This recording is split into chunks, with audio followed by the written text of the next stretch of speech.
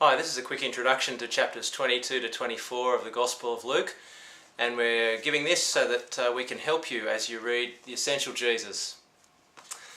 We hope that you're able to join us at church, particularly if you're interested in hearing the Gospel of Luke explained in a little bit more detail.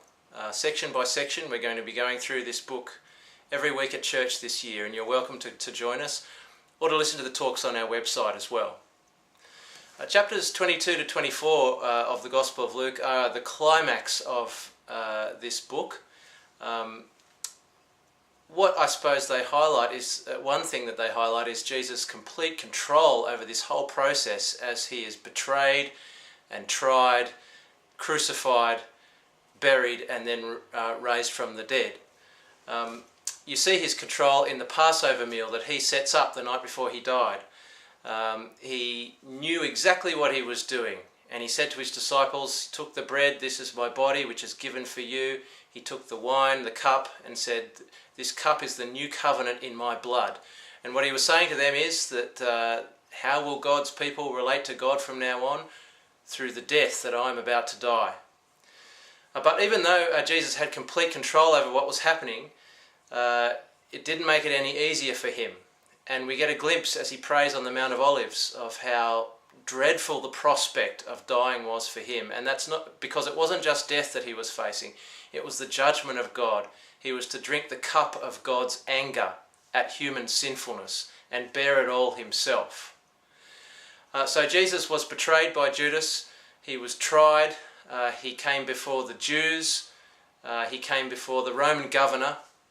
And it became quite apparent that under Roman law at least, there was absolutely no reason, there was no guilt in him, he'd done nothing wrong.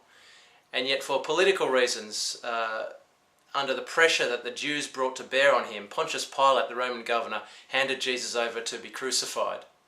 So Jesus is crucified, and an amazing picture is given to us of Jesus as he's on the cross. He prays, "Father, forgive them," as they're crucifying him. The Romans and the Jews and the crowds alike all mock him for his claim to be the King of the Jews, and now he's dying on a cross. But in a beautiful moment, one of the criminals who's dying next to Jesus puts his faith in Jesus as the King and says, "Remember me when you come into your kingdom." And Jesus says, "Today you'll be with me in paradise." So Jesus is very much in control as he dies, even though he is under the judgment of God for sins of the world.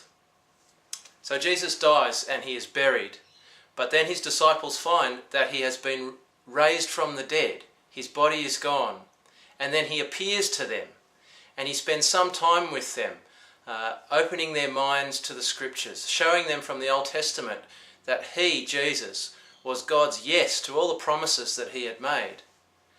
And he was teaching, and he also taught them from the Old Testament scriptures that the next step is for Jesus, God's King, the message about him to be proclaimed throughout the whole world. So these are amazing chapters 22 to 24 of the Gospel of Luke. I hope you enjoy reading them. I guess they prompt two questions. Firstly, how am I going to respond to the one who suffered the judgment of God for my sins? And secondly, what can I say? How can I serve the King who is alive today, who's come back from the dead and is ruling, God's King?